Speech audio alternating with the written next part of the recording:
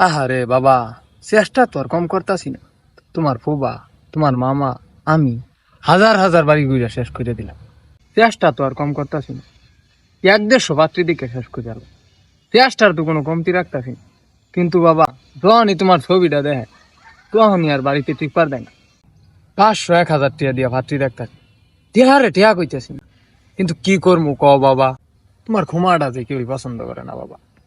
পাত্রী দেখবার যায়, চা দেয়, বিস্কুট দেয়।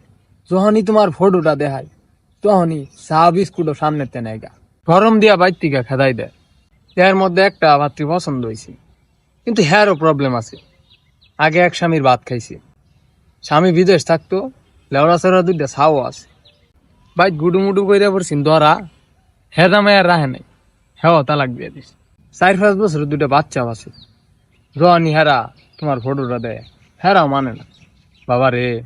পরে কত কারোবার কইরা যখন জানছি তুমি বিদেশে থাও, 1 বছর পরে পরে বাইতে আহ, তখন সে গিয়া একটু লাইনে আইস।